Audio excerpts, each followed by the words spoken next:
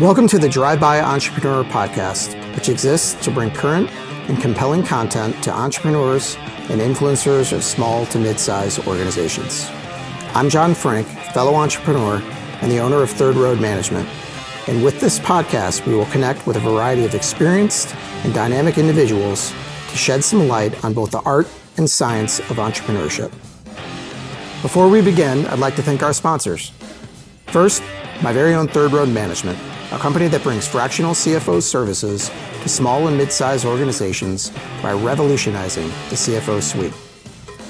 We'd also like to thank Two Hound Red, a brewery and restaurant located in Glen Ellen, Illinois, that is focused on creating classic, innovative beer and food. And finally, we'd like to thank NWC Media, which provides inbound marketing technology, project workflow management, and efficiency consulting to organizations of varied sizes, who is also the producer of the Drive-By Entrepreneur podcast.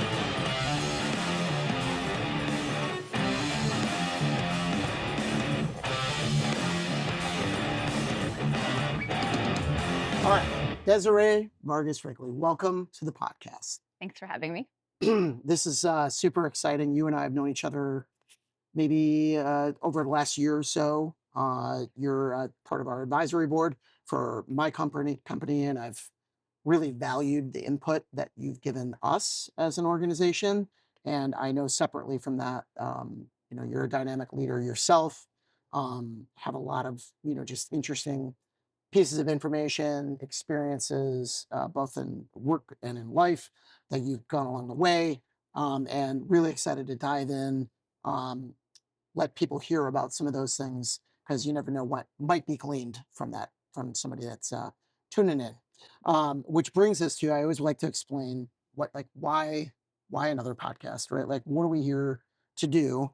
And our mission statement is, we exist to bring current and compelling content to entrepreneurs and influencers of small to mid-sized organizations, right? So, we talked a little bit actually before we started shooting about podcast, how I built this. I love it. It's great. It's inspiring, all those kind of things. But that's not the world I live in. You know what I mean? I live in the world that's way before, somebody becomes, Sam Adams or some huge organization. I love the idea of them eventually becoming as big as those organizations, right? But along the journey, there's so many unique people and perspectives and experiences that are just inspiring to hear. And I want this to be a forum where people can do it. So, sounds great. Yeah. All right, let's talk a little bit about you. And nobody ever likes to talk about themselves. So I want to give a little context, but here we go. So currently you're the founding GP of the Velocity Catalyst Fund, which is a $50 million hybrid fund designed to anchor high potential pre-seed startups and emerging fund managers in Chicago and Illinois. And we'll double click on that a little bit. Prior to this role, you were the Chief Innovation Officer at P33 Chicago, where you also served as the Executive Director at Techrise. You've had other stops on your journey. You were founder and CEO of Parachute, the founder and Chief Strategy Officer of GiveForward. You were an adjunct professor at the Kellogg School of Management, and many, many more awesome things on your journey. Thank you. So tons there, but fundamental, one of the things that I love to do most is hear people's just story, right? So it doesn't have to be all I did this job and then I did this job. Go back as far as you want into your life, whether it be, growing up in the household you grew up in, or high school or college or whatever it might be, because all that is part of your story, at some point in time or another. But as early as you want to begin, start there, and then let's just kind of unfold the journey a little bit. So tell me a little bit about that. Yeah, well, thank you for having me. And I think, the something that you said was interesting, you've had stops along the way, as if I stopped and took a job. But the reality of my career is that I've built pretty much every job I've ever had. Yep. With even the one at P33 most recently. So I didn't intend to be an entrepreneur as a kid, and that was never my path. I think when you grow up as an immigrant child, and also the a child of a single parent, you think that you need to go to college and get a good job and kind of enter into the system and just climb the corporate ladder until you do something respectable enough that, everyone thinks this next generation is doing better than the last. Yep. And so that was really my plan. I got into Yale, worked really hard to do that, got in, and I thought, okay, now what do I do? Everyone Yep. was going into investment banking, they were going into law, they were going into medicine. Few people were doing consulting, and all of those things seemed terrible to me. I thought they Yeah. just sounded like permanent homework for the rest of my career, and I wanted to have more meaning in my life. And so at the age of, 21, 22, I decided that I wanted to go into corporate social responsibility, Okay. which was barely a term in 2003. It was just coming into the market. Yep. And there's no easy path to it. It was not like a clear, you do this and then you do that. So I thought I'll go work at a nonprofit for a while and get some experience of kind of being in the do good side of things. And then I'll go to business school, and then I'll go work at Coca-Cola or Starbucks, because I was born in Costa Rica. And, as a Latina, I wanted to do something to support the region where my family still lived and where I was from. Got it. And my nonprofit job ended up being at the Kauffman Foundation Okay. in Kansas City, which is where I grew up. Okay. And yeah, it was a really inspiring kind of first leap. I don't know. I know you were going to ask about role models, so I'll jump into it No, if that's go ahead. okay. But I was actually going to even ask. I didn't know that you grew up in Kansas City. I couldn't remember yeah, if it was Chicago or somewhere else. So yeah. yeah, I was born in Costa Rica, and then my parents separated, and we moved to Kansas City. I Okay. think my mom made $17,000 the year that we moved there. She hadn't finished college. She didn't actually go to college until my sister and I went to college, and so it was, a really unique upbringing, and one that was challenging. But I also worked really hard, and my mom encouraged me and my sister to do the same. And so we had a lot of opportunity because we worked so hard, and we were, eager, and just we were eager to please and did all the right things. I think that was a liability later in my career, but we can talk about that. Yeah. But the Ewing Kauffman story, I don't know if you know much about him, but Nope. he was a salesman for a pharmaceutical company in the 50s. And he sold so much that he made more money than the CEO, and the CEO fired him because he made too much money. And so Ewing Kauffman decided he was going to start his own. And he went into his mom's garage or basement, and in her washing machine developed Oscal, which was the first calcium supplement, and it happened during the baby boom. So he had this explosive opportunity that he built into Marion Labs, which was a big pharmaceutical company.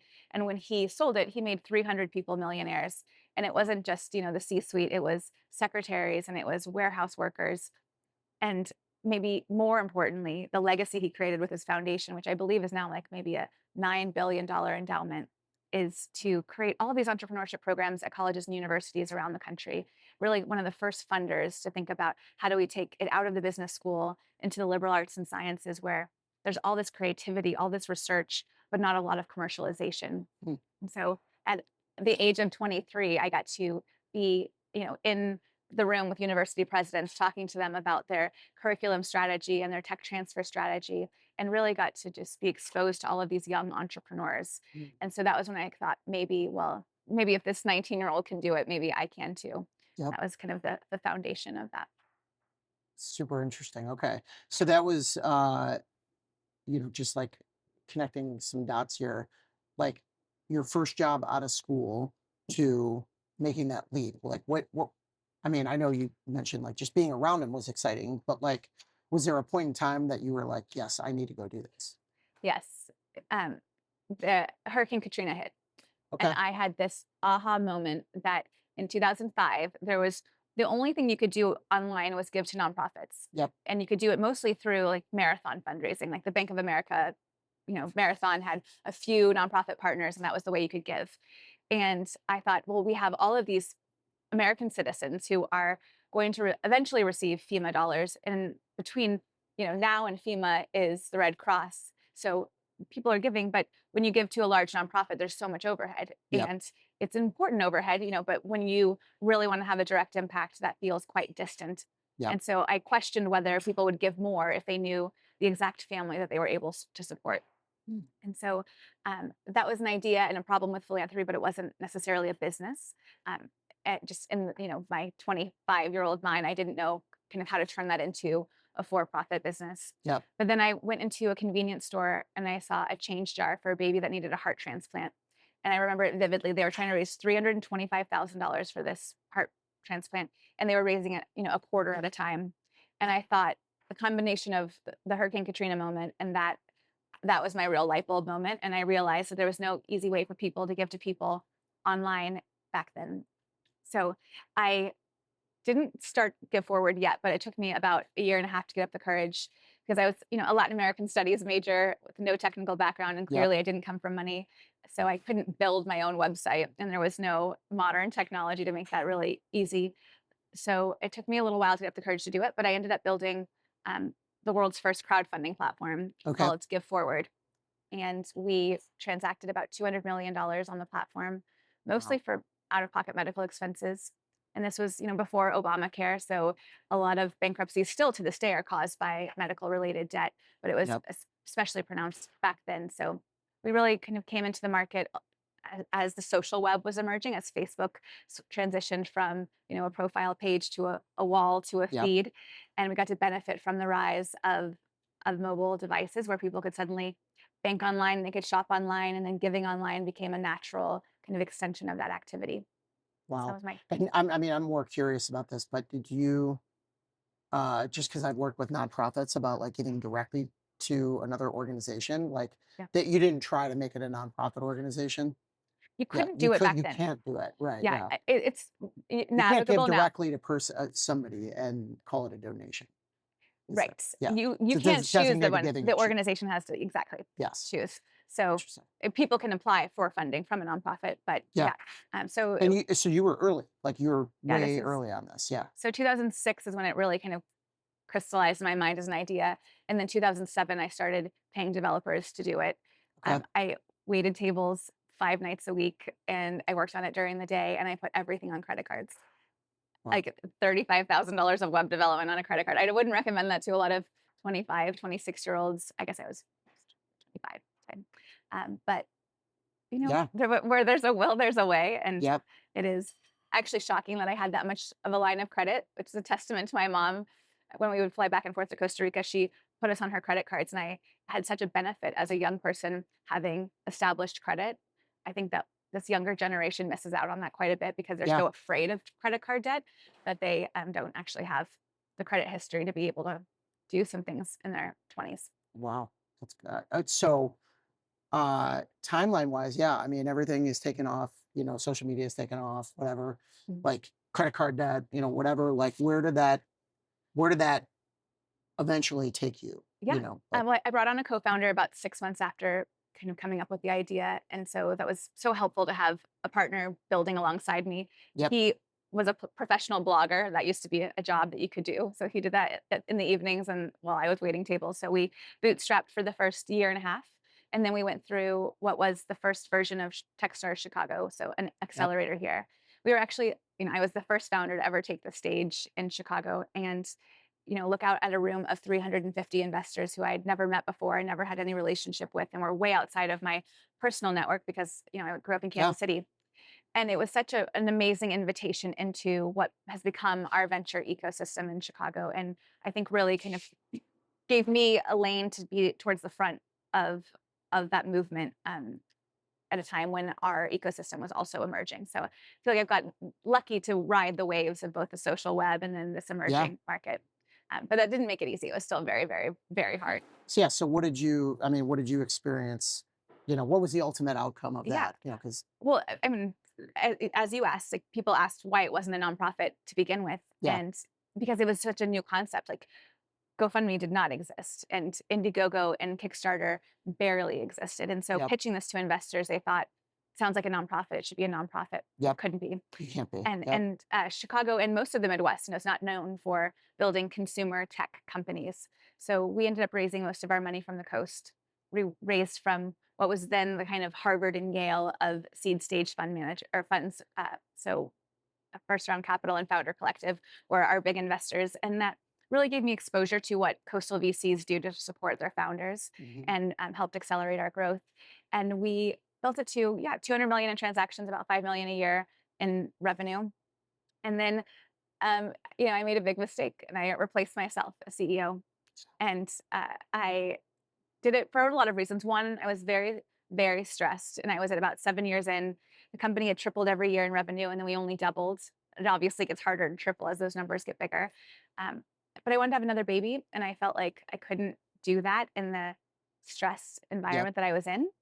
And so we hired a CEO who was not experienced in startup work, and he unfortunately just couldn't navigate some of the challenges of the competition with GoFundMe Yep. and the Facebook algorithm change, and he was inexperienced at fundraising. So unfortunately, he bankrupted the company in about 12 months. Okay. And so while I mean, I'm proud of pioneering an industry, it Yep. was, and I'm so proud of the 52 people I brought on, the team size that we got to. I mean, I think we hired many more than that, Yeah. and the role that we played, it was a disappointing outcome. Yeah. Like, think about, I think you have to think about the experiences that, you've had and the people that work with you had Yeah, along the way about like, hey, here's what we did really, really well. yeah, And here's some things that, wow, man, I wish we could take that back or whatever.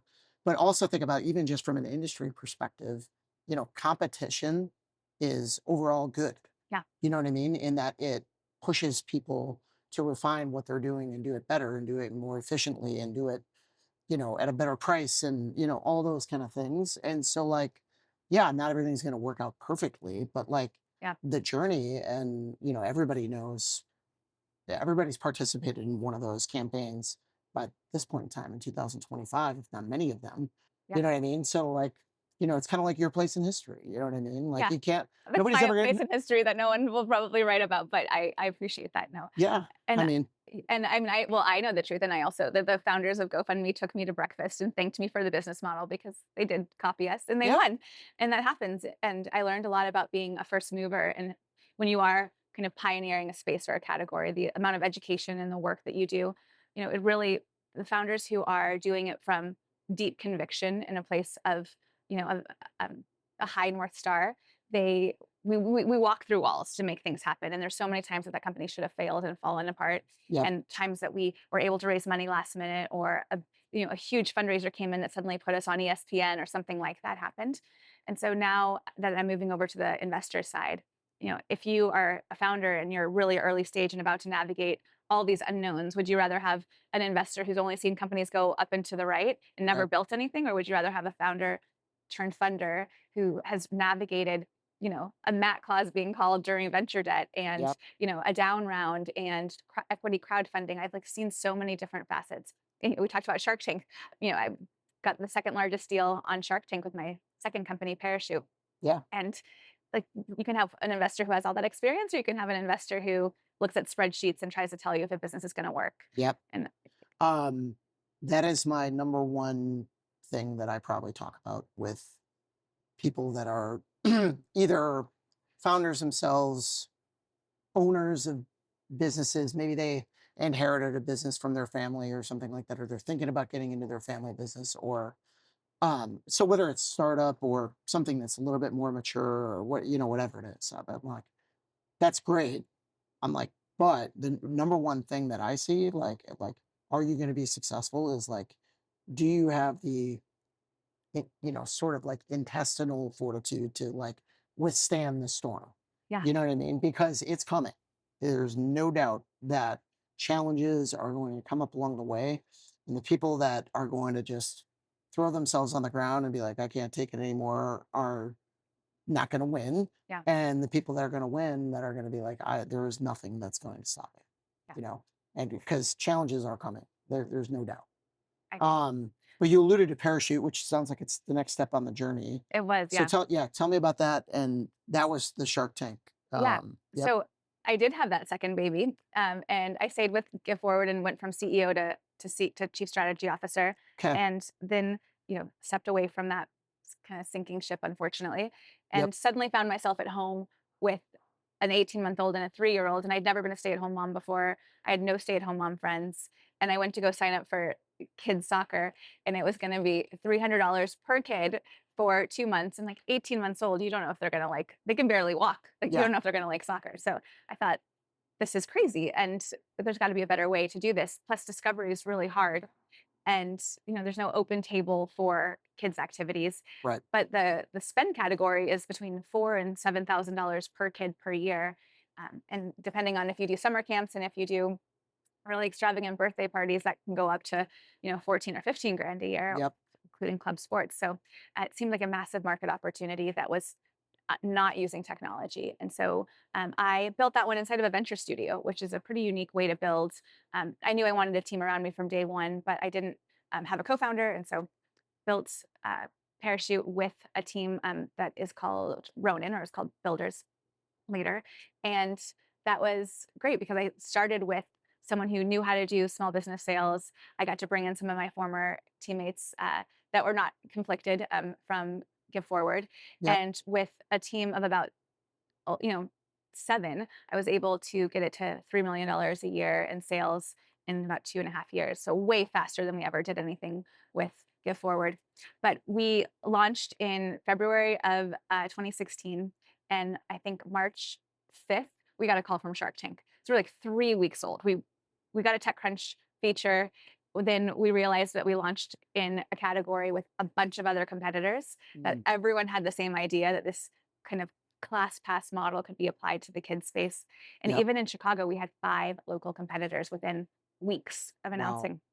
And that had not been a space I had been in before. Like GoFundMe came after us and then ended up, beating us. But I know we talked about this a little bit before when we were talking about being on Shark Tank, and you're the second podcast guest that has had been on Shark Tank, but the other one is a friend of mine named Tim, and Tim and I actually talked. I can't remember if it was on camera or off camera, but he was talking about how innovations tend to happen around the same time. Mhm. So, like, I think the example that he talked about was like back in the day, like Reebok pump came out at like the same point in time that Nike was coming out with a shoe that was like a pump shoe. And I remember I had, those shoes and things like that. And it was probably the context of I was talking about, Third Road, and about like, when I uttered the words fractional CFO, I had literally I never heard it. It was just a something that I started doing that I realized could be applied to a bunch of other places. Um, and so I kind of like very cautiously go out there and be like, I don't know that I invented it. Maybe I did. Um, but I certainly didn't know anybody at the time that was doing it. But Mhm. sure and behold, there were people across the country or internationally that would say, "Well, what are you talking about? I was using that around the same time." But I think it's one of those circumstances where a category got created, Mhm. I guess is what I'm saying. In the case of Third Road and the types of things that we do.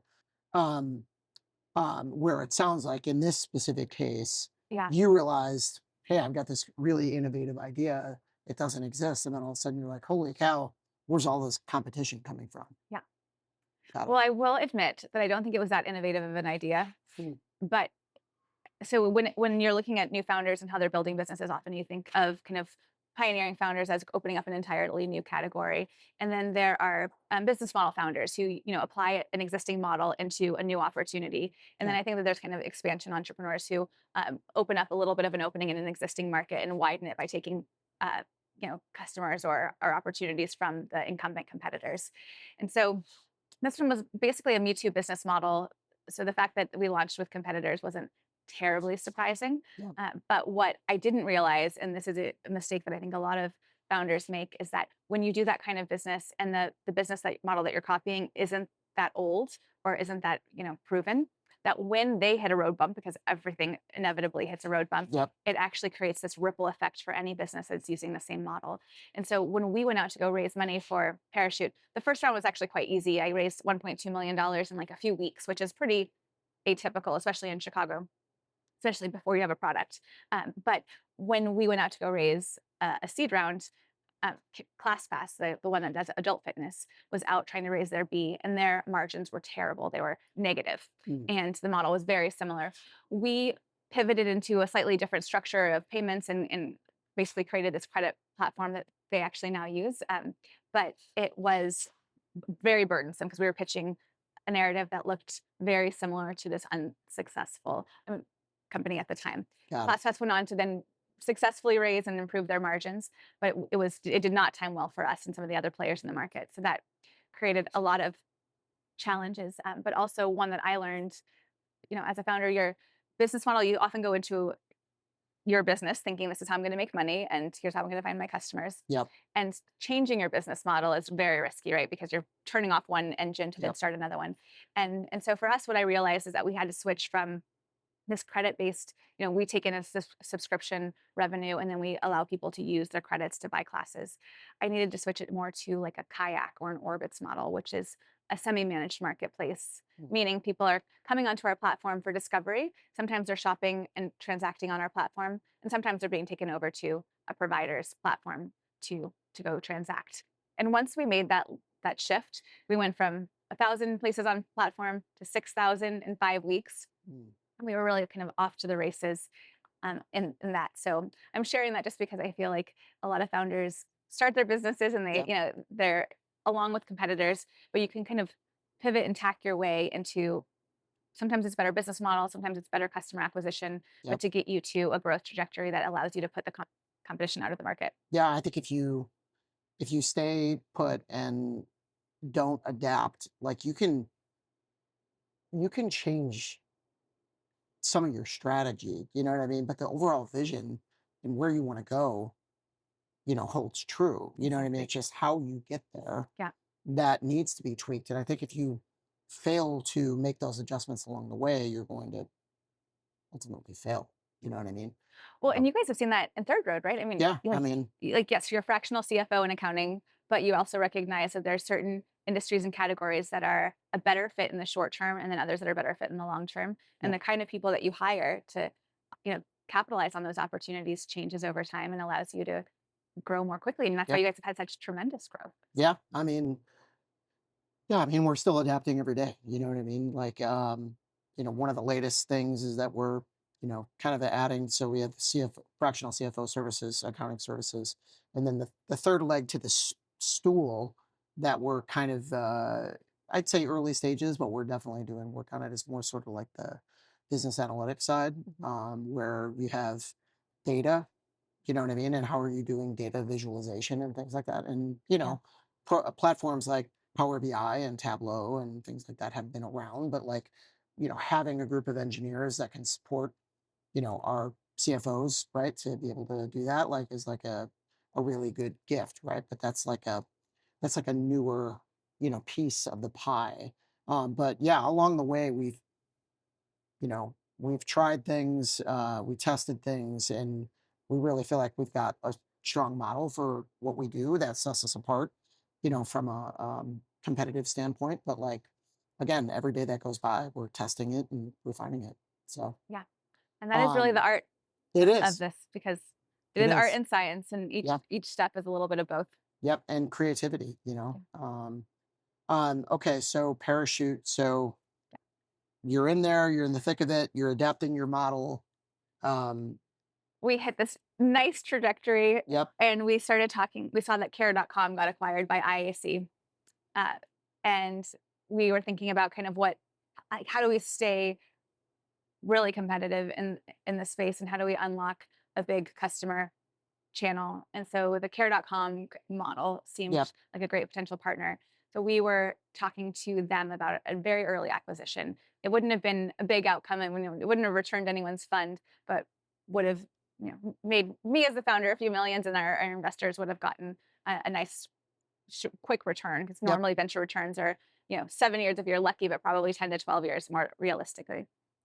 So those conversations were happening in February of 2020.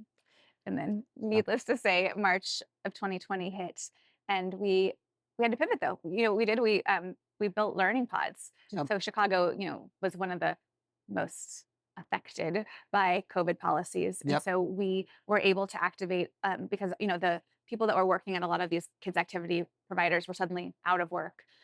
So we weren't able to W-2 them all. It would have been very helpful for PPP, but we 1099 them and I think we were managing 100 learning pods in people's homes, which was probably 500 students across the city that we Wow. spun up in just a few weeks. And that revenue kind of helped keep everything alive while we figured out what was going to happen. Yep. Admittedly, when I saw that the vaccine was going to take a while and that vaccines for kids under the age of 6 were going to take even longer, I knew that I needed to have a new plan. Mm. And that was pretty quick, like that summer of 2020. And around that same time, George Floyd happened, and I suddenly had this epiphany that I, as a founder, had raised about $12 million for my 2 startups, and had overcome a lot of the challenges. As honestly, a woman founder raising in the city is quite hard, and then raising for a non SaaS or non traditional software company Yep. was also hard. And so I thought maybe I could use some of that experience that I developed to help support my fellow Latino founders, but also help my Black peers. I hadn't really paid attention to who was in the room with me as a founder. Mm. I thought, especially when you're kind of the first of your demographic, that you're just trying so hard to even be in the room, it's hard to leave the door open. Yep. So Interesting. Yep. I try to figure out how can I be more involved, and I really developed and refined this process that I now call stakeholder-centric design, which I'm also sure other people are using. But what I mean by that is thinking about a problem and asking kind of who else benefits when we succeed at solving this problem? Where is their influence, power, willingness to pay? And how can you structure a solution that kind of amplifies benefit or creates something greater than the sum of its parts? Yep. And so, in thinking about this problem of supporting founders of different backgrounds early on, I joined P33, which is the nonprofit that Penny Pritzker started with Chris Gladwin from Clever Safe and Ocient, and the Civic Committee, to really try to make Chicago more of an innovation hub. Uh, And that's where I founded Techrise, which is where I've been spending the last 4 years of my career. yep. So tell us about Techrise, and your role there. Obviously, I'm familiar with it, but Yeah. if somebody is unfamiliar with it, Yeah. yep. So I'm going to say it started with a partnership between P33 and Verizon, wanting to do something to support um, Black and Latino founders back then. Yep. And what they were hoping to do was spin up a small pre-seed fund, maybe write $10,000, $50,000 checks for a total of $500,000. But when you look at the numbers, only 1.9% of venture funding in Chicago was going to founders of color in 2019. Collectively, they only raised $9 million of the $300 or $400 million that was happening each year. And Yep. so, a $500,000 fund is very nice, but it's not going to move the needle.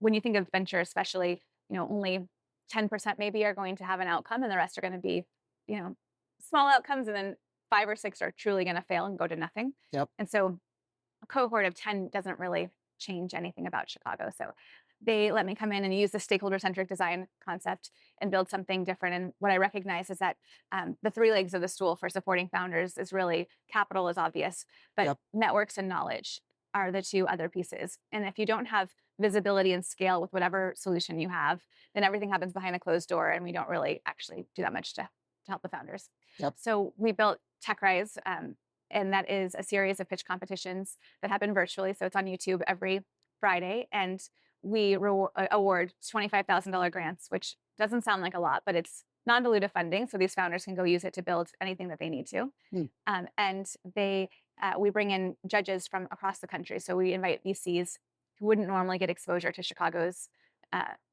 venture startups, venture backable startups, and then collectively, these founders have now gone on to raise over $200 million in follow-on funding Wow. in just a few years. So it's been a very high impact initiative. Wow. Unfortunately, it has been quite affected by the current administration, and it lost a lot of its funding. So Mm. the it's in jeopardy right now. But it's a really important part of the capital stack, because tech entrepreneurs can come from anywhere. And if you think about the solutions that are really going to solve problems for our city and our country, where Yep. an increasing population, looks different than it did 50 years ago, that like where money is going to be made and where we're going to see big multi-billion-dollar companies isn't necessarily from just the traditional software guys. We're probably venturing into where you pivoted to. Yeah.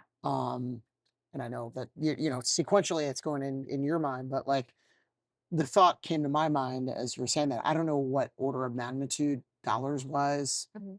we're talking about. Like what is the number at which like it feels like it's impactful to this, community of sort of overlooked founders, right? You Yeah. know what I mean? But like, there's plenty of huge corporate, McDonald's corporation or, Yeah. Walgreens or, whoever it might be, in the city of Chicago. There's obviously a lot of like stored wealth, family endowments, like things like that.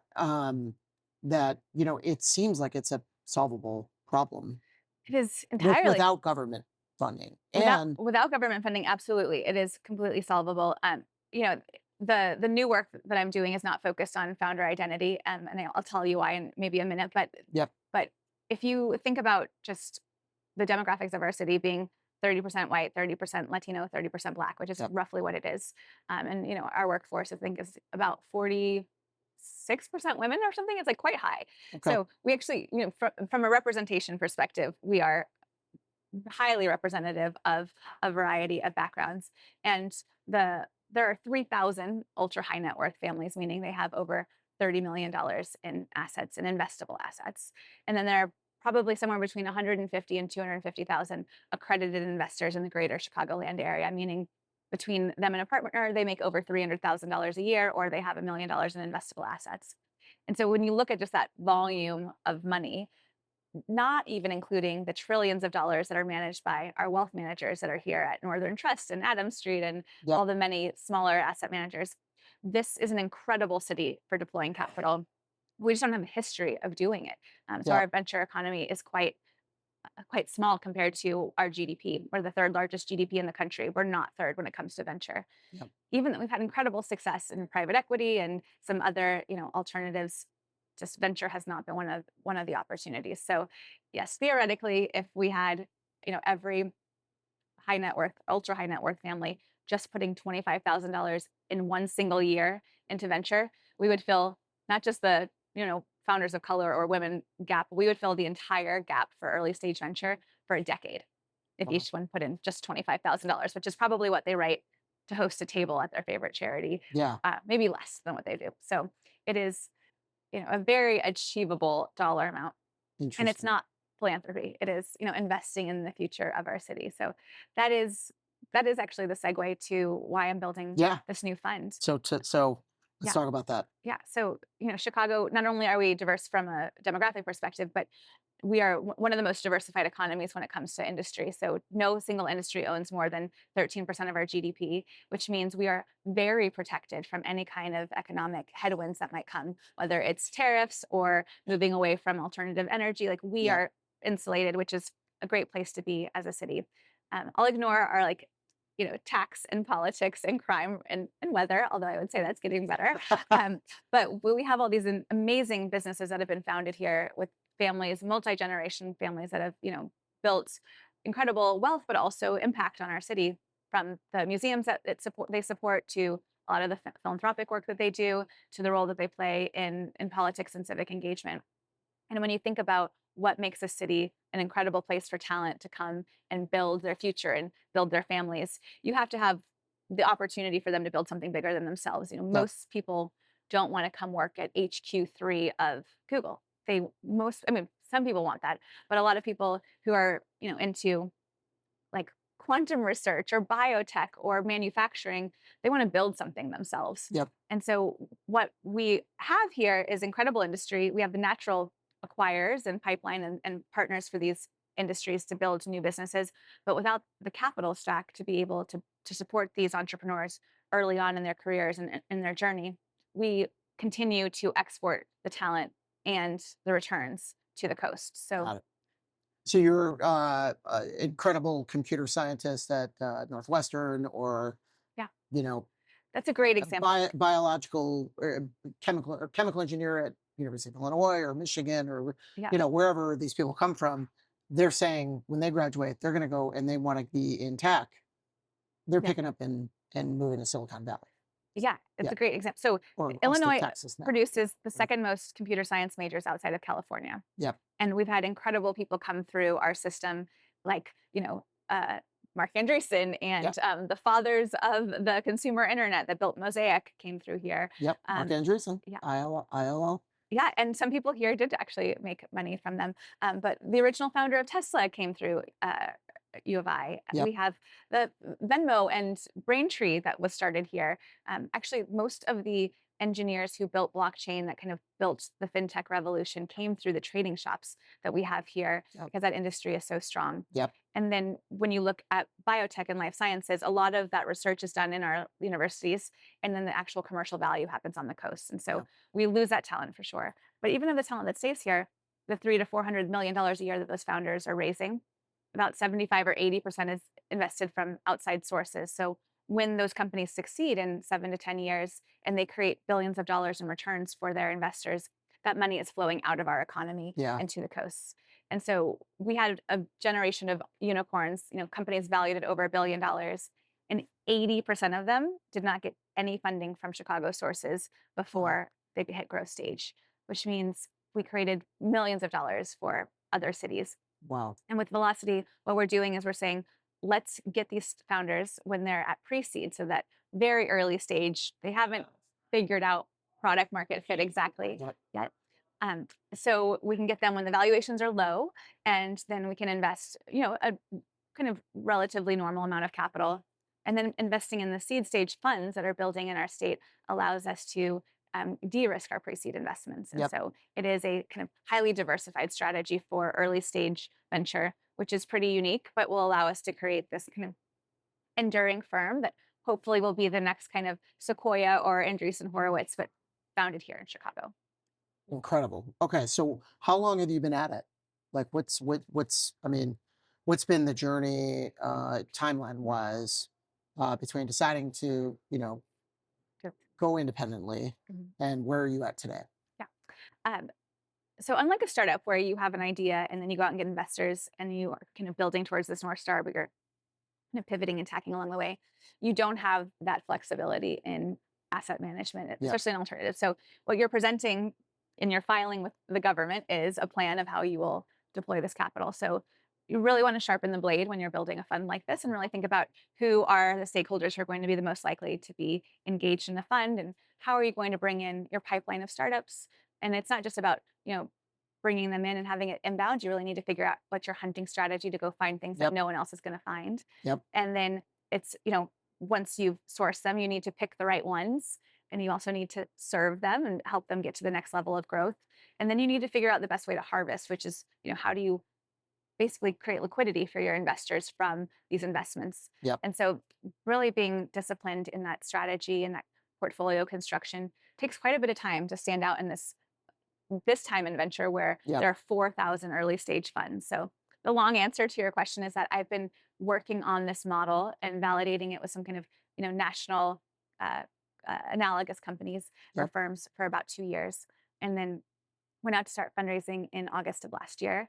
Okay. And I'm literally doing my first close today. So it's a celebratory moment. So yes. All right. Thank That you. is, I feel honored. Thank you. Well, Like, and in this I mean, come on, you economy, didn't tell me that I when you should have agreed led to. with it, but yeah. No, in this economy where fundraising is incredibly hard, I'm so honored to be a steward of the capital of some of these incredible limited partners who are joining me. That's awesome. I Thank you. mean, I love it. I love it. Well, I'm honored that you're here on the day that you're doing your first close. That's Thank you. amazing. The first close also takes a really long time. So it's a first close that is 6 weeks in the making or 8 weeks in the making. So Next that's, one will go much faster. yeah, Right? second close will be way faster for sure.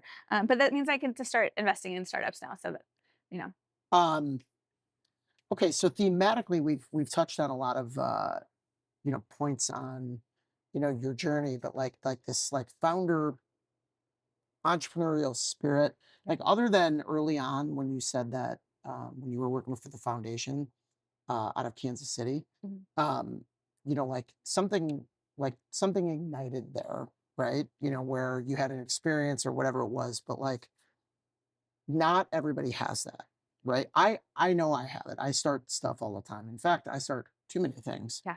and then I get overwhelmed with the number of things that I start, and then I have to eventually cut back on them, or whatever it is. But like, Or find a team to take it over. or find a team to run with it. Yeah. Like, what do you in yourself, like, what is that thing that you feel like is part of you that makes you tick that way? I think that entrepreneurs are innately multifaceted solvers, but there are a lot of creative people who are good at solving problems, and many of them go into consulting. like because it's Yep. easy to advise. The next step of actually doing the thing to create the value and the risk and that kind of leaping and hoping the net will appear takes Yep. a different kind of delusional person, I think. But I think that we can encourage our kids and we can cut our teeth on in different ways. And so, one of the things I learned as a teenager, probably because we grew up very poor, honestly, Yep. but I got a scholarship to go to a fancy prep school, Yep. and that would have never been on our radar if we hadn't had a babysitter who'd gotten that scholarship. And we decided to apply. My sister and I both got in. Yeah. But I think that experience of being, on this life trajectory where you just go to public school and you just kind of make the most of your life, to saying like, why not me? Why can't I also do this thing? Yep. Gave me the confidence to just throw my hat in the ring more often. Yep. And then when I was there, a a friend got to go on this incredible trip to Spain over the summer. It was, a $5,000 trip for 4 weeks, which my mom made $40,000 a year at the time. There's no way Yep. that's how our family was going to work. But because I'd gotten a scholarship to this high school, I thought, well, maybe they have scholarships for this program. Okay. And so I, applied, and then I uh, just worked my tail off as a waitress, which turns out that waiting tables is a life skill that you can do in any environment ever. So I Yep. kind of recommend it for young people. Yep. And then I got to go on that trip the following year because I did get a scholarship to go, and so I learned early on, like, don't let money get in the way of a vision you have for yourself or Yep. for other people. So that was one of the lessons. And then I think that the honestly going through the reps of Give Forward and theoretically, failing, I didn't Yep. like it wasn't a terrible failure and we created a ton of value, but having that, and knowing that you can pick yourself back up Yep. and do something again, and that each time you get better at it. Like, I just think that one, like, rejection is just not something that bothers me now. I have no issue fundraising because if someone's not investing, it might be because of me. It might be because of the idea. It might be because they just lost a bunch of money in the stock market. It could be that their kids Totally. going to college and they, are not very liquid right now. It could be a gazillion things that have nothing to do with me. And Yep. it's all about timing. And so I think, you know, another It, long answer to your question is really it's no, about I love it. I mean, it's all the things, right? You know what I mean? I mean, there's so many like little colloquialisms in there. Like people always say, I love it when, a prospect or a client or whatever says no, because that means I'm that much closer to getting toward the yes yeah. from somebody. But like, and I love what you talked about with waiting tables because like the ability to like just feel the room, like I take it for granted, honestly. Like I feel like a lot of people I would expect to be naturally good at that, Mhm. naturally gifted at it, that they aren't necessarily. You know what Yeah. I mean? But I think interjecting yourself into those situations where you're dealing with difficult people, let's Yeah. say, you know what I mean, that are ordering or unhappy about this or unhappy about that, forces you to be able to like be a good communicator, be able to withstand that and have it not, you're not going to go home and think less of yourself because somebody was mad at you, Yeah. like whatever it is, like you just got to like, it's part of like building up that muscle of perseverance. It is, and, each night is different, and you have no idea how the tips are gonna come in, and then, you think that waiting tables, you're just dealing with the table, but, back of the house, you're dealing with Yep. chefs who might have gotten behind, or you mistyped an order or whatever, you have a manager that's difficult, and so there's all these things that within that kind of 6-hour window, you're quickly iterating on, Yep. and then you're trying to upsell your table so that you can get, a higher percentage on tips, and so you're making conversation, you're asking them about what they like, you're trying to anticipate their needs, and so I think that honestly, it's a great skill for the salesmanship that's required when you're running a company. And Yep. when you think about recruiting and hiring people, which, when you're building a company, that's what you're doing. But when you're a venture investor, that's also what you're doing. You're hiring someone to take on a market opportunity and you're betting on that person to take it as far as they possibly can. Yep. And you need to see in them the skills to be able to then recruit capital and people, and resources. Yep. And so when you are doing a job that allows you to see so many different versions of human nature.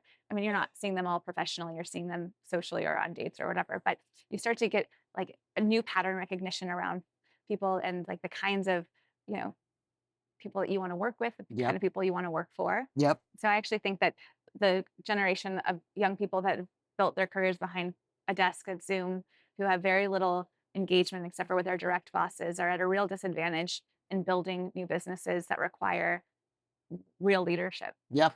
Yeah, I mean, that was that you actually answered my next question, which is like, what are some of the really positive attributes that you look for in founders, or even like, I hate to use the word negative, Oh, yeah. um, but like, let's call them like little flags Yeah. of like, hey, I believe in their idea, I don't believe in them, or I believe in them, I don't believe like there's got to be some things that like stand out, like, Yeah. and I'm just curious if you were like, oh yeah, absolutely this or that.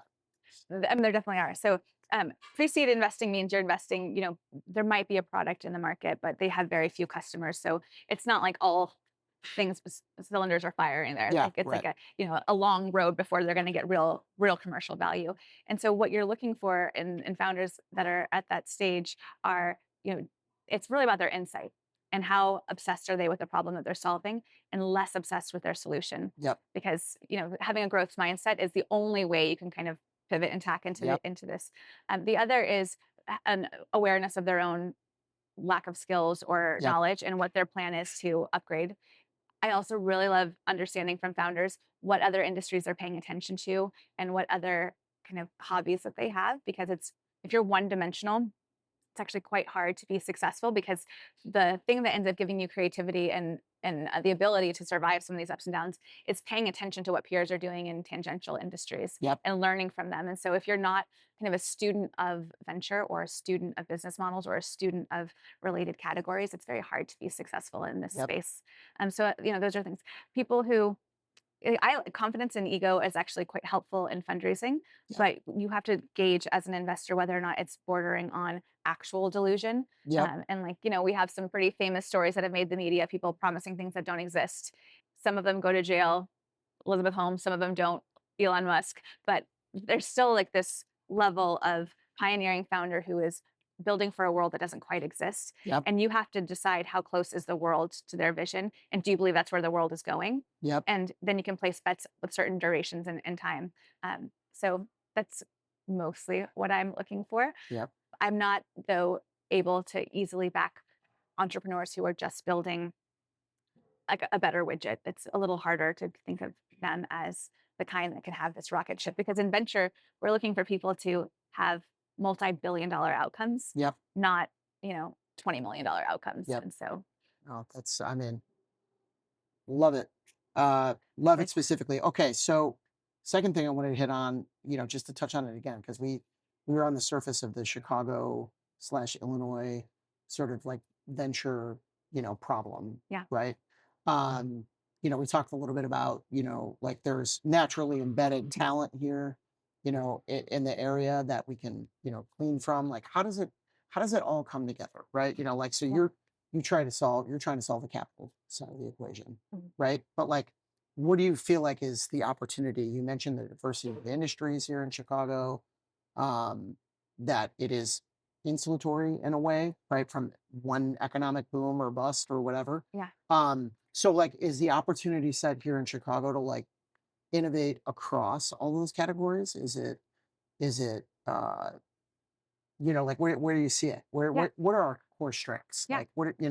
So I'll give an example of an up and coming market. We already kind of mentioned Nashville. Okay. So there's a company here in Chicago called Oak Street Health that built Medicaid clinics, and they went out to fundraise, raising $10 million for their first clinics. And the two founders came out of BCG. They were brilliant guys, saw a unique opportunity, really saw kind of where the market was going to go. They raised from 2 angels in Chicago, and they raised from 36 angels in Nashville. And Mm, when Oak Street IPO'd, it IPO'd for $4 billion. And so they made, 36 people in Nashville multimillionaires, and in Chicago too. Those two people are active angel investors here. And those 36 people in Nashville invest together. They've started funds together. And now Nashville is a destination for healthcare entrepreneurs. They go there for capital because there is this, not just Oak Street, but other versions of Oak Street success. And they've created this virtuous cycle around early stage healthcare and healthcare infrastructure funding. We and they've always been known for like the kind of revenue cycle management and stuff like that around yep. healthcare. We in Chicago have about 10 of those industries where we could create that same kind of virtuous flywheel at each industry level, where we have deep domain expertise here from the Fortune 500 companies that are already present in our city. We have the founders coming out of our labs here, existing companies, but also the three big universities that we have that are, internationally recognized for Yeah. many of their categories. And so if you think about, putting that expertise capital to work and then founders staying here and building teams around them, and then those teams end up having a liquidity event when the company exits, and then they spin off and create their own new startups, or they reinvest in new founders who are also in the space. You can create these kind of like nodes of capital and expertise that together create a much bigger venture ecosystem. Yep. And so that really is the idea. And one of the biggest opportunities that we have is in quantum, which feels so theoretical and far off.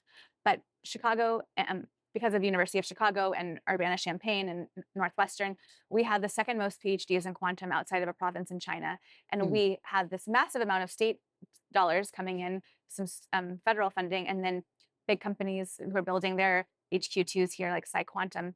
IBM's building a new algorithm center. So the capital that we now have coming into this region around quantum means that we are very likely to be the first commercializable quantum computer home in the next, I'm going to put, say, 15 to 20 years. Maybe it'll Okay. be closer.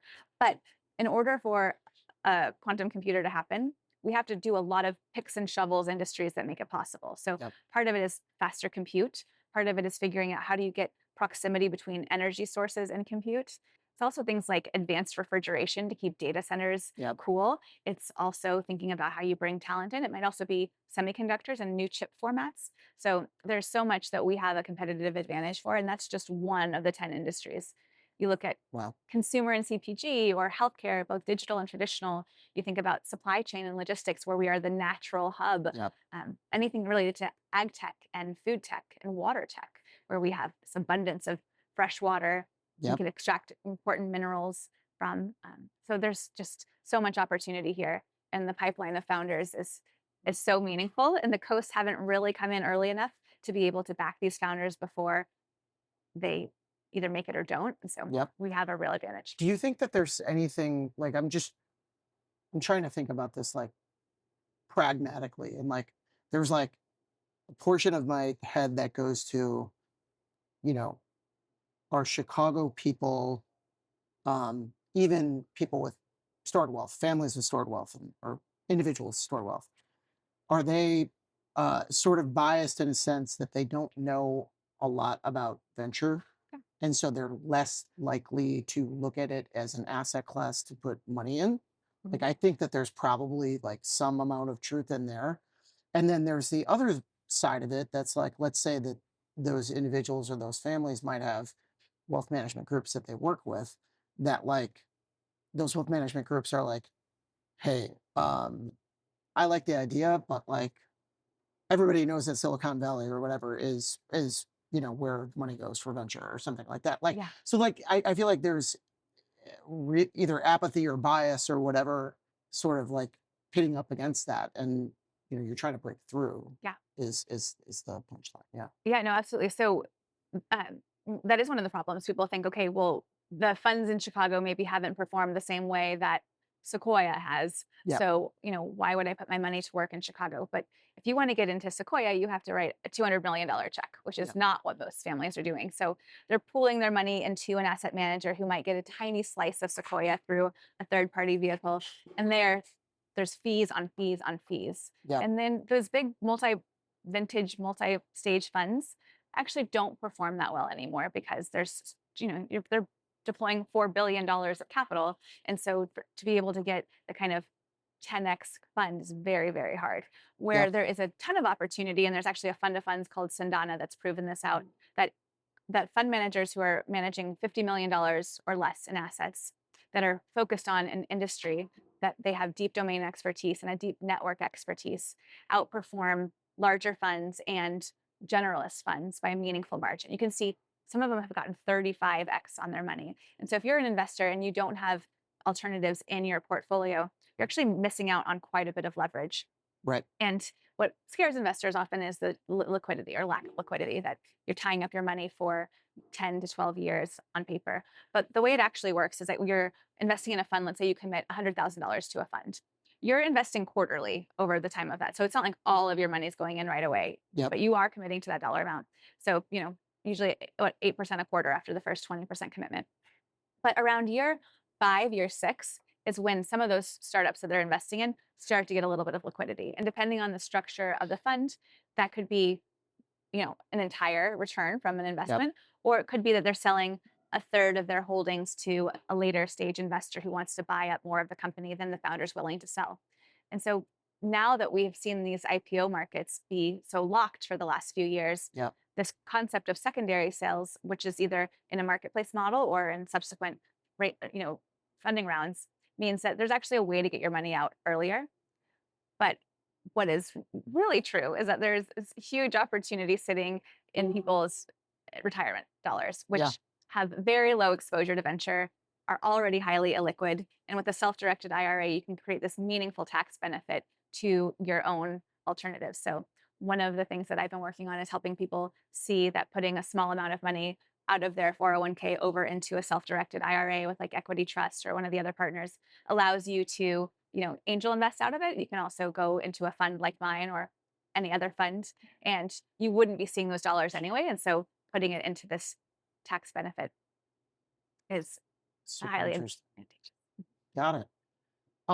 Well, fascinating. I'm obviously a big fan of, everything that you're doing and what it means for our city, our state.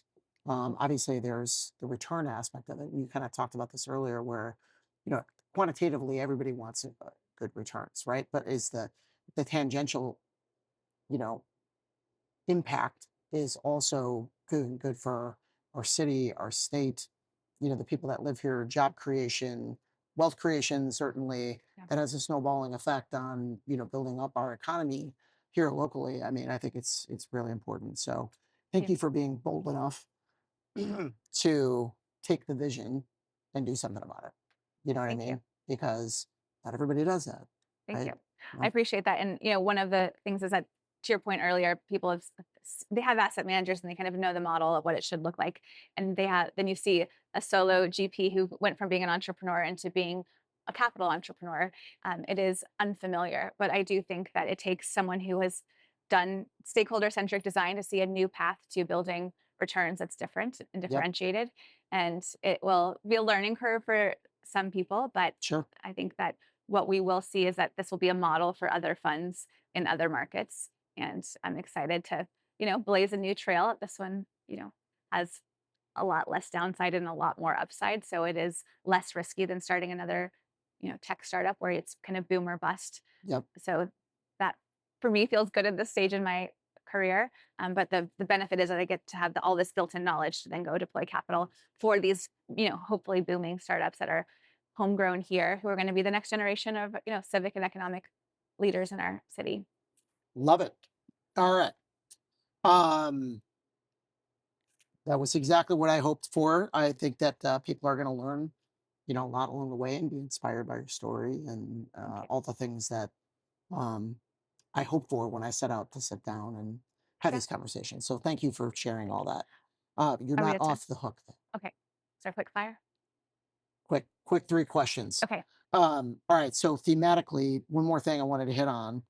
Um, like obviously, when I invited you on, I was just like looking at your LinkedIn and like looking at the stops along the way, and even then, I felt myself being like, oh my gosh, like she just like been living in this pressure cooker for like a long time, and then like even hearing your story now, like it's even more. I feel like it's more real. You know what I mean? It's more amplified. It's more. I think I appreciate it more. And so you've been living in it, for a long period of time, like Yeah, like knowing 20 that, years. but like, yeah, but not so. Not only have you done those things, but like visually, you're known as being a leader in the city. You have a family of your own. You have life outside of work in your family. Friends and things like that. Like when it comes to like, how do you manage through that? Like, how do you sustain living in that environment for as long as you have? Yeah. I think that prolonged stress is not good for anyone. Yep. And it took me having these kind of traumatic moments of like losing Give Forward, for example, Yep. to take a step back and work with an executive coach and ask myself, Mm. like, what are the stories I'm telling myself that are true and not true about what it means to be successful? And I don't mean in terms of the outcome, and actually like in the busyness that is the work. Yeah. Like we kind of um we celebrate this concept of like the hustle and like always be moving. And I know it seems like that's what I do, that because I have a lot of things on my LinkedIn profile. We didn't even talk about the angel group that I started that is the most active angel group in the city now, writing 4 checks a month, in addition to the other work that I do. And I am on nonprofit boards and, I'm Yeah. involved I like mean, in schools and like, I'm and sweating thinking about yeah, it. and have a great marriage and friends that I adore and spend time with. What I learned over time is really about presence in the moment and really being focused on the problem or the opportunity in front of me, and then time blocking and committing certain amounts of time to the parts of my life that are most meaningful. And Yep. it doesn't mean I'm scheduled every second, but like during the week, I know what I need to accomplish every week, and I'm pretty organized about what I need to Yep. do that week. And then I have this kind of mantra that I do before I walk in the door, even if I'm walking from my office into the rest of the house. And I just remind myself that I gave the last 5 hours, 10 hours, 8 hours to this other work. And now it's time for me to give the next 3 hours to my family or to my children. Yep. And so I, have kind of created these little moments. And then when I feel myself getting, particularly anxious or scared in the outcome of something work related, I just remind myself that like you can't have abundance and fear kind of operate in the same space. And you Yep. have to really, fear is, an important body reaction to protect you against downside scenario. So you have to kind of evaluate where that fear is coming from and whether you Yep. journal or have a conversation with a therapist or your partner or your business partner, Yep. but being self-aware enough to stop that stress cycle and say like, where am I feeling this in my body? Why am I feeling this? And what is actually true? And then if I really believe this is going to be a true outcome, what can I do to intervene to make sure that it doesn't happen that way? And Yep. so I think it's about self-reflection. And it sounds like it takes a lot of time. It doesn't. It takes like 3 seconds in our head to just stop it for a Yep. second and ask ourselves. Fight or flight moment, Yeah. right? Yeah. Where, it's so easy to get, feel the fear, feel the pain, feel the whatever, and just like want to react in the moment, right? Yeah. But like if you compartmentalize it for a second, you know what I mean? You could find the pathway through it. Yeah. Yeah. My husband's so good at compartmentalizing. I'm not. I'm like everything feeds into each other. So I really have to be intentional about stopping. But Yep. it's actually, I started a couple of blogs actually. One as we navigated my son's illness, as you probably know, and then Yep. another one focused on building a fund, because I found that when I force myself to actually put in a cohesive document with what I'm learning or what mistakes I've made or what I'm seeing from just insights in the work, that I am able to kind of stop that stress cycle and go into something more productive. Yep. So moving kind of from victim or whatever into more creator. Yeah. If you're I love that. if you're I the love that. empowerment dynamic book reader, but Yeah. I am kind of like that too. That if yeah, I'm sort of I don't do it actively, but like I actually am a pretty decent writer. And what I find that like if I can take time to write and I'm building sort of like my case yeah, and organizing these ideas that are in my head about and how they fit together, that like if I sit down and actually just like commit to doing it, that like at the end of it, I'm like, that's it. yeah. That's the piece of work. That's it. This is how it all comes together rather than being in like sporadic part, parts of my brain, Yeah, you know? I agree. So, And the mental load of those things sitting in our brain that are ideas we want to get out actually is yes, quite draining. And so if we yes, can get it on paper, even if no one ever reads it, yes. that it is therapeutic. So Awesome. Um, well, like I said, I appreciate, you sharing and hitting all the notes. And I think that people are going to, take a ton away from tuning in, whether or not it's on video or on audio. But final three questions, these are just fun. okay. No right or wrong answers. Adapt as you see, fit. So I'll give you an example. Top three rock and roll bands of all time. There's been people that have been like, I'm not a rock and roll person. And I'm like, pick your genre and, let it rip. So like, what do you think? I am not a big rock and roll fan. Okay. I mean, I would say like Dave Matthews is my closest. That's All not right. really rock and roll. But I will say that I am an early adopter of Zumba. And Okay. so give me anything in the like, reggaeton space. and I'm very excited to go see Shakira this weekend. So Ah, she's playing at Grant Park. So okay. not the answer you wanted, but No, I mean, I've gotten some really good answers that I was not expecting. I will tell you, this is when you mentioned February of 2020 earlier. mhm, Um, I was thinking I had a like a flashback in my head and like my brain went out. So Tiffany and I, my wife and I, went to the Dave Matthews and Tim Reynolds thing on the beach, the yeah, 3-day concert yeah, in Mexico. cool. In I think it was like February 17th, February 20th or something like that. Mm, Um, in 2020. And when we arrived in Mexico, everything's fine. nothing was going on, whatever. 4 days later, we're back at the airport and they're like, have you been to Wuhan, China in the last whatever? And we're like, Mm, no, I yeah, mean, like clearly we've been here for 4 days. Like, yeah, but yeah, that was kind of like the start of the whole yeah. pandemic thing. Like we got home and it was shortly thereafter that everything shut down. But Yeah. My husband and I were there in Mexico at the same time. We both got really sick when we got back, but it was before the COVID test. So yeah, and then we neither one of us got it. So I guess we had COVID from Mexico before oh anyone my else. But gosh, it made it unbelievable. easier to endure the fact that Yeah, the Chicago police officers showing up to all those cases. So yeah. yeah. Um, second question is which annual holiday is the best one? And again, we've heard the range of things, so there is no wrong answer. I'm going to go with Thanksgiving Okay. because it is only designed to be about bringing family together and reflecting on what we're thankful for. And it's Yep. not about gifts and it's Yep. pretty low pressure.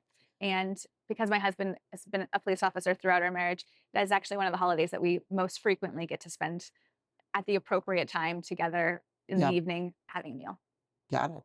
Yeah. I love it. I love it. Yeah, I'm a big Thanksgiving fan. I also like I that feel too. like Christmas for me is one because I just feel like it starts at Thanksgiving and then it Yeah. just like goes for like Yeah.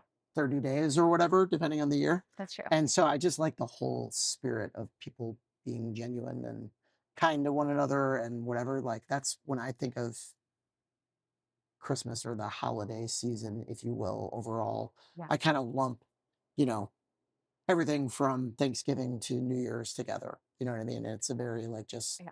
peaceful time. Well, my youngest did just have the big question and we were honest about it. And Ooh, so this, I think up until this point, Christmas has been quite stressful. So, this year maybe will be a different, maybe it'll turn into my favorite holiday this year. I won't have to hide an elf anymore. oh So that's, gosh. I mean, That yeah. yeah, I'm familiar with that conundrum. yes. All right. If you weren't this I'm curious about. If you weren't doing what you're currently doing for work, what is something completely unrelated that you can see yourself enjoying and thriving in? Yeah. Any hidden talents? Any I mean, something that you Zumba just love to instructor do? is really, no, I'm just kidding. No, Um, that'll work. I'm kidding. No, I think I probably would have. So there's two answers to the question. One is seriously what my brain moves to when I'm not thinking about the fund that I'm building. Yep. And that is that I think that there's this really unique opportunity to, and it's on the impact side, but that our foster care system is incredibly flawed structurally, but there is this interesting need of an aging population that needs less loneliness and care that is very similar in structure to the kind of people that and systems and environment that young foster kids need. So Mm, I would be building like this new kind of home, I would say, that helps senior living and foster systems kind of coexist. That is what I would do if I had when I have a big exit. Maybe that's what I'm yes. going to go build, Yes. or when I had When multiple not big if. exits.